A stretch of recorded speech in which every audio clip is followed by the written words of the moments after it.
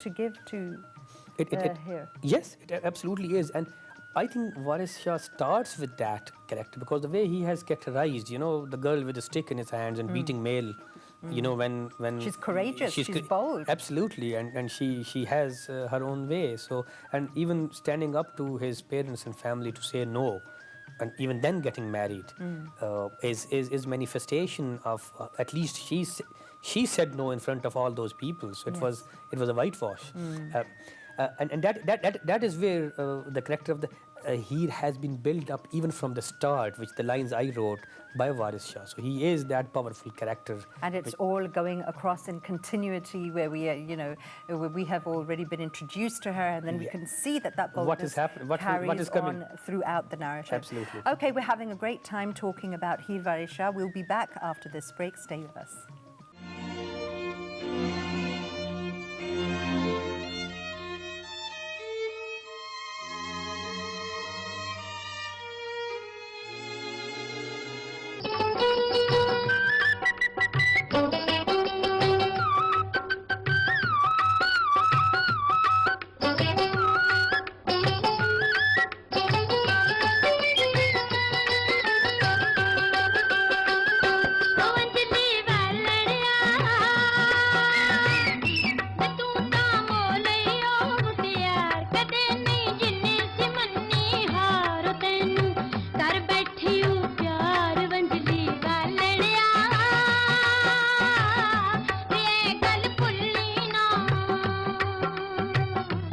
Naina वालड़िए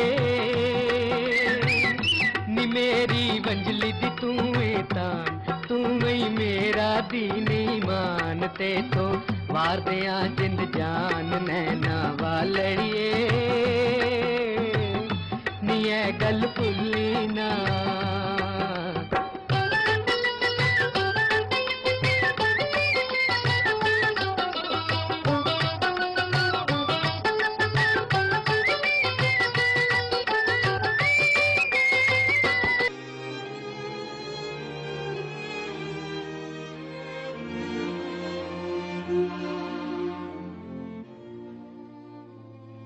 Okay, welcome back to the program. We are having a fantastic time talking about Heer Waris Shah, and it's just like traveling back in time, going to that era and the richness of the Punjab culture, and a beautiful love story that has been set in those days by the master crafter Waris Shah.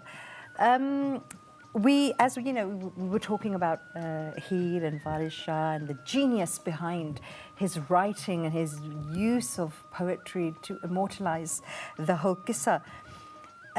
How important is it? I mean, this may be a strange question. How important is it for a love story to end in a tragedy to be immortalized? Yeah, I think all that's why it's called a love tragedy. Exactly. I think no one remembers if you get happily married ever after. It can True. become, so it can become an animated film. So what is this human sort of psyche for the tragedy, the pain? What is that? It's not primarily about tragedy. I think it's about the loss. The longing, the yearning? Absolutely. When something is taken away from you, whatever it is, it's more memorable. That hurts. Of course. And that stays with you. Maybe the happiness doesn't stay so long with you. True. It just goes. True. But the sadness is so deep, and all good literature and the great literature has been produced out of sadness. Yes. Because all artists, you have to be, and I think I believe in that as an artist as well, you have to be vulnerable as an individual to be an artist. If you are the strong man, no strong man has been an artist as well. So true. So creative production is somehow related with that vulnerability and closeness to sadness. Oh yes, that's absolutely and true. loss. In fact, some of the greatest works have been produced when artists have been in their most vulnerable phases. That's tell you about it. And that's where this story ends in tragedy as well. Because and the way Waris Shah has depicted love, and that's important because when she's married to Saidhu Kheda, there are some lines, beautiful lines, and I would like to write it. Love of Heer for Ranja, right? Even after marriage. Right. So that will, and here she says, "Main ta mang dargah thi leya Ranja, chak bakhshya aap khuda miyan." I prayed for Ranja, and it's God who gave me Ranja. Waris Shah ਨਾ ਮੁੜਾ ਰੰਝੇਟੜੇ ਤੋਂ ਭਾਵੇਂ ਬਾਪ ਦੇ ਬਾਪ ਦਾ ਬਾਪ ਆਵੇ she says I will not go away I will keep on loving Ranja whoever comes out of grave to tell me don't My love her God. ਭਾਵੇਂ ਬਾਪ ਦੇ ਬਾਪ ਦਾ ਬਾਪ ਆਵੇ Wow, that is. and then she says ਜਿੱਥੇ ਰਾਂਝੇ ਦੇ ਇਸ਼ਕ ਕਿਆਮ ਕੀਤਾ ਉੱਥੇ ਖੇੜਿਆਂ ਦੀ ਕੋਈ ਵਾਹ ਨਹੀਂ if Ranja has got into my heart khede has no chance True. and Waris Shah madhani hai heer jati ishq dahi da ghiyo nitardi hai like the madhani when you are Again, blowing depicting Punjabi culture. absolutely Yeah. so that how strong Using and that how as a metaphor for absolutely his poetry. so when she goes in to married then she initiates another action and there is a line and she says because there is a lady of Sials who is married into Khedas already she comes to Heer and tells her okay is there any message you want to send to your parents now and she doesn't send any message to his parents but she sends a message to Ranja and she says jab ho fakir te pahunch main the go become change your disguise yourself into something as a fakir and come to me she doesn't send a message to his parents she sends a message to Ranja and when she becomes a jogi and there's a huge dialogue with Balnath when she becomes a jogi and she says and when she sees her for the first time and people tell her as well that she has rings in her ears now and she says jis de sone yaar de kan paate ਉਹ ਤਾਂ ਨਡੜੀ ਚੌੜ ਹੋ ਗਈ ਜੇ ਨਹੀਂ means whose beloved has pierced his ears and has a ring in it now for me I am the proudest one chord ho gayi je nahi and chord can be preferred into two things means he has been devastated or she's so proud of it so then Ranja disguises himself into as a jogi he comes in and then he's a very bitter long dialogue with Sati her nand or sister-in-law Heeds and then they plan something and then there's a huge love poetry where they meet in the Kala Bagh when he goes and meets in Kala Bagh. That again is Waris Shah at his best. Absolutely. That is why we call him the poet of the Punjab because he's at his best when he's narrating the love poetry and that interaction between Heer and Ranja after so many years. And then they plan to because Sati has a lover as well Murad and then they plan how to get away with it. So that is how they run away. And then after they run away, their families come and they capture them. And it's a question of honor. Absolutely. And then they go to a Qazi and there is a dialogue with the Qazi as well that we are unright and our families are on the wrong. And then he tells them, okay, don't do anything to them, get them wed. Let them do whatever they want to do. And then the Sials plan another thing and they say to Ranja, you go to your clan in Takht Hazara, get prepared for the wedding. We will go to Heer. And then you guys can come and we can wed both of you. But then when Heer is there, then the Sial tribe then sits in and they say, okay, we have to kill her because it's a matter of honor. And there's a line here which Waris Shah narrates, Sialam baith ke sath vichar kiti, bhale aadmi ghairtan paal de ji. It's a matter of pride. The whole tribe says, no, we can't get him wed to this guy with whom she ran away practically and she's already married. And then there's another line, maar sutya Heer nu maapiਆਂ ਨੇ ਇਹ ਪੀਖਣੇ ਉਸ ਦੇ ਖਿਆਲ ਦੇ ਜੀ ਕਿ parents killed Heer Ranja and when this news goes to and then they write a letter the way Waris narrates to Ranja that okay don't come here boy now to wed because she died okay and then Waris Shah quotes a line from Quran as well or some Arabic line kullu shay'in haliku illa wajhahu hukum which Quran de aaya hai so they say everyone has to die so she has died as well so they're using religion and the holy book to masquerade the honor killing as well and then the news reaches to Ranja dies out of grief and Waris Shah kills Ranja in a sense in one line and he says Ranje wang farhad de akadi jaan gayi su ho hawa miya so he said when he heard the news he died out of grief so that's where he ends the story and then he tells us why he wrote Heer and that's very interesting because Heer was written before as well and he says yara asanu aan sawal kita ishq Heer da nawa banaiye ji that my friends came to me and he said let's write the story of Heer again anew it has been written before but let's read it again ਅਸੀਂ ਪ੍ਰੇਮ ਦੀ ਝੋਕ ਦਾ ਸਭ ਕਿੱਸਾ ਜੀਬ ਸੋਹਣੀ ਨਾਲ ਸੁਣਾਈਏ ਜੀ let's write this love story in a beautiful language ਨਾਲ ਅਜਬ ਬਹਾਰ ਦੇ ਸ਼ੇਰ ਕਹਿ ਕੇ ਰਾਂਝੇ ਹੀਰ ਦਾ ਮੇਲ ਮਿਲਾਈਏ ਜੀ with that narration let's get them together again ਯਾਰਾਂ ਨਾਲ ਮਜਾਲਸਾਂ ਵਿੱਚ ਬਹਿ ਕੇ ਮਜ਼ਾ ਹੀਰ ਦੇ ਇਸ਼ਕ ਦਾ ਪਾਈਏ ਜੀ Let's sit together with your friends and enjoy the love which was, which came in the form of Heer. No, he doesn't say Maza Ranje Desh da Paiye ji. He says Maza Heer Desh da Paiye. So that's very interesting. He's always keeping her as the central character. That's why it's normally called Kissa Heer. Yes, Ranje just goes away. Yeah. So it's a Kissa Heer in a sense. It's Heer's love Kissa. And then he says, Age Heer na kisse ne kai aisi sher bahut marghoob banaya hi. Waris Shah miyan lokan kamliyan nu kissa jod hushyar sunaya hi. That this is, the Heer has not been narrated the way I have narrated. So that's his self-confidence in his art as well. That's so absolutely true. Okay, the culture of storytelling. Yeah. Now let's come to Punjabi as a language. Yeah. Why have Punjabis so easily surrendered to losing this wonderful language? I mean, how many generations are carrying it on? What's going on? Absolutely.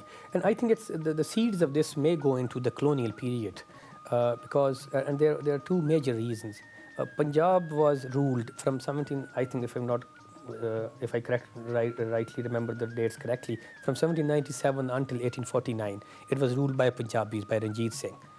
Means the British have arrived in subcontinent before that, even 100 years before that. So they ruled India for about 200 years, but they ruled Punjab only for 99 odd years. So Punjab was ruled by the indigenous people, by Ranjit Singh, by its own, and that was a secular government in a sense.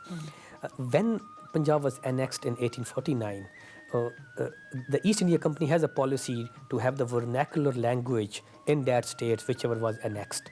But in Punjab, it was reversed. And the reversal was primarily due to two reasons. One is the administration, the skilled administration, the clerkocracy, which was, they have to put it in place in Punjab. They brought it from UP and from other provinces, from Bengal and UP. And they were not Punjabis, they were Urdu speaking. Number one. And the second thing was that Punjabi language is your identity. Language is, in a sense, your nationality as well. Exactly, it's who you are. Who you are, where you've come from. Absolutely. And as Shemasini used to say, only local can articulate the global. So you have to be rooted enough to articulate the global as. You can't be a global citizen if you're not a local citizen first. Of course. So, and so they thought that because it was ruled by Punjabis, by Sikhs, and they were Punjabis. So if we implement their language, they will always come back, and they will always be rebellious, and they will own, because if their language is implemented, this means their nationality and their localness is intact. So they implemented, Farsi was already there, so they implemented Urdu as part of the strategy. Absolutely. And then those classes, those middle classes who need jobs, they have to learn Urdu. Those guys, those people who were earning Persian before, now they were learning Urdu and English. And that is where this whole administration and the superior services which evolved out of that colonial period, they came up with that kind of a self-hate syndrome. And that self-hate syndrome has came up to a place that the province, which is a Punjabi province, you don't have even a single subject. You don't have even a single line of Punjabi in the primary school system. If means your kids, and this is what it's ironical to say that when the kids go into the school and from, especially from the rural areas, they have a huge vocabulary which they have learned from their parents, but it's nullified the moment they enter the school. So they say when it's a meme Urdu word, meme murgi, they say meme kukdi. Because they don't say murgi at home. Oh, right, of course. So they don't say ghan ghubara, they say ghan pukana. Because that is their own, their indigenous language. So their whole vocabulary, their whole language is a worldview. So if you lose the language, you lose everything. You're losing an essential part of yourself. Absolutely. So, I mean, if you lose that yourself, how are you going to carry it on to your children and your generations? Absolutely. Absolutely true. And Punjabi is the language which, it's not only language, it's the whole socio-political history of your own land. Exactly. So you can't write Punjabi without its whole socio-political, historical perspective. And you can't dissociate yourself from your blood that's been traveling on in all those generations. There will be that affiliation towards it, no matter if you've never been exposed to it. Absolutely. So I think the only main thing is and in our constitution in 1971, the rights have been given to the provincial government that they can implement actions and steps. They can take steps to introduce their own languages into their systems without compromising the national language. Of course. But those steps have not been taken in Punjab even after independence of so many 70 odd years now. Absolutely So that's true. such a sad loss, and that's where the love for Punjab comes, and that is where the lament for Punjab comes from Waris Shah as well. Yes. And I would like to end with these couple of lines. Yes, please. Because when Waris Shah is deeply in love with Punjab. Means he's fascinated with his own land. No, if we believe he's a Sayyid and a Waris, then he was not native as such. His families may have come from Arab land or from somewhere. Yeah. But his love for Punjab is amazing, and that is the beauty of Punjab's inclusivity. Whoever has come here and owned this land, we owned him. Yeah. Okay, so this is a very anti-Brexit kind of a philosophy. Lovely. Whoever came here and owned us, we owned him. Excellent. So Waris Shah, if he is the Sayyid and he came from Arab, we own him more than the local The indigenous population. loyalty lies both ways. Absolutely. Yeah. So that is the beauty of Punjab is Punjab's inclusivity is a message to the global world as well. Yeah, Multi-religious, non-communal, and all this. And so Waris Shah's Punjab lament, because when he was writing Heer, Nadir Shah and Ahmad Shah Abdali were savaging the people of the Punjab. They were looting our villages and they And were so looting. in this time of war, he was focusing on love. Absolutely. There's an idiom, there's an akhan, we call it, in Punjabi. Khada pita laeda te baki Ahmad Shaheda. Means whatever you can eat is yours. Everything else will be taken away by Ahmad Shah Abdali. So in that kind of environment, he was, and when he starts his Heer, he starts with Punjab, and he invokes Baba Farid Ganj Shakar. He says, Shakar Ganj ne aan ke aam kita, dukh dard Punjab da dur hai ji. Means when Shakar Ganj came here, dukh dard are the losses have been mended. And when there are situations about Khedas and he says, Hukam hor da hor aj ho gaya, aj mili Punjab Kandhariyan nu. His Kandharis came and they take over our Punjab. And he's very vocal about the invaders coming from Afghanistan. And he uses very nasty words for them. And in disguise, in metaphorically. Right. So Wang Kabli Kuthiyan Gird Hoiyan, Do Ali al Hisab laga gaiyan. Means when the friends of Heer came around Kadu and they hit him. And then he narrates them with the Kabli invaders who are coming from Afghanistan. So he's the son of the soil. And when he says, because he studied in Kasur, and when Punjab was being savaged, he says, Sare mulk kharab Punjab vichon, sanu vadda afsos Kasur dae. Means Punjab is being savaged by everyone, even by the locals and by the invaders and the locals who have become part of the invaders. And he says, Punjab is in bad shape, but I'm so saddened to see what is happening to That is Kasur. truly coming from the heart of the poet and lament, as you said. Mahmood Awan Sahab, thank you so much for joining such us a pleasure. today. It was such a pleasure. We've had a wonderful program, and I'm sure all the viewers have really, really, benefited, and they've come away with so much knowledge from all the insight that you've given us. Thank you very much. It was such a pleasure to be here. Thank you so much. Okay, and we come to the end of today's program. I mean, I really, really enjoyed it. So much to talk about, so much to learn, so much to think about going back in time. So, come back to your roots and own the place that you were born from, and revel in that literature. There's lots of depictions of Heer as well. You can have their films, their dramas. There's so much you can enjoy. So do read a translation or watch the film or